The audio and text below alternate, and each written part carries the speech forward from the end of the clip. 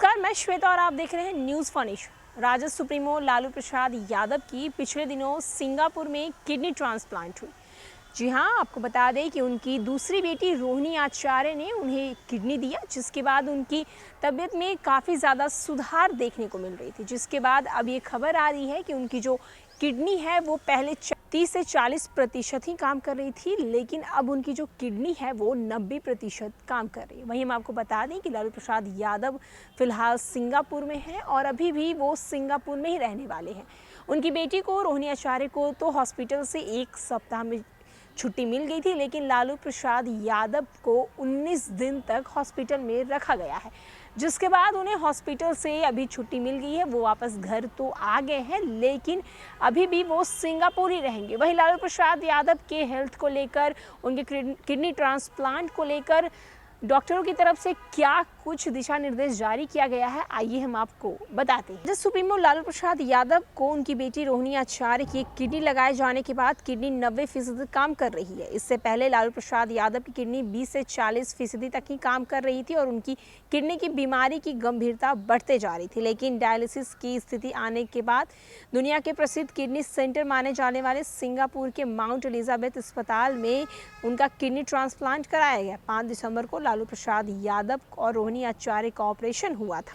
बेटी रोहिणी आचार्य को सप्ताह भर के अंदर अस्पताल से वापस कर दिया गया, लेकिन लालू प्रसाद यादव को 19 दिनों के बाद अस्पताल से छुट्टी मिली। जानकारी है कि रोहिणी आचार्य के सिंगापुर वाले घर के पास ही अलग आवास में लालू प्रसाद स्वास्थ्य लाभ कर रहे हैं। ऑपरेशन के समय उप मुख्यमंत्री तेजस्वी यादव भी सिंगापुर में थे, लेकिन बाद में बिहार लौट आए। लौटने के बाद बिहार विधानसभा मंडल के शीतकालीन सत्र में शामिल हुए। वहीं पूर्व मुख्यमंत्री राबड़ी देवी सहित बड़ी बेटी मीसा भारती लगातार सिंगापुर में ही है। वहीं हम आपको बताते चले, किडनी ट्रांसप्लांट के बाद लालू प्रसाद को कई तरह के परहेज में रखना है। धूल या गंदगी वाले इलाके में नहीं जाना है, किसी वैसे व्यक्ति के पास नहीं रहना है जिन्हें सर्दी या खांसी हो। इन्फेक्शन की आशंका का देखते हुए परहेज बताया गया है। ऐसे में लालू प्रसाद पहले से हार्ट, ब्लड शुगर, किडनी सहित कई बीमारियों से ग्रस्त हैं। किडनी ट्रांसप्लांट के बाद मरीज के खान पीन को लेकर भी मिले जुले तक के अलर्ट रहने की हिदायत दी है। इसीलिए जानकारी है कि वे भारत लौटने में भी 2 से 3 महीने के बाद आएंगे। वहीं लालू प्रसाद यादव की दूसरी बेटी रोहिणी आचार्य ने भी बताया है कि उनके पापा की किडनी ट्रांसप्लांट के बाद अभी वो ठीक हैं। बता दें, लालू प्रसाद यादव की किडनी 5 दिसंबर को हुआ था। इस दिन रोहिणी आचार्य का भी ऑपरेशन सिंगापुर के माउंट एलिजाबेथ अस्पताल में किया गया था।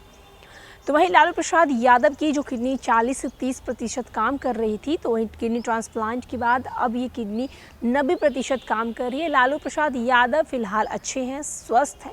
उन्हें काफ़ी ज़्यादा निगरानियों में रखा जा रहा है। एलिजाबेथ जो हॉस्पिटल है, उनके डॉक्टरों की निगरानी में उन्हें रखा जा रहा है, ताकि किसी भी प्रकार की उन्हें कोई परेशानी ना हो।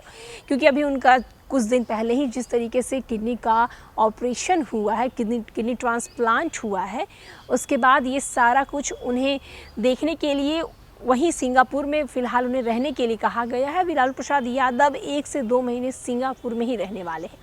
और भी न्यूज़ और अपडेट के लिए देखते रहें न्यूज़ फॉर नेशन। धन्यवाद।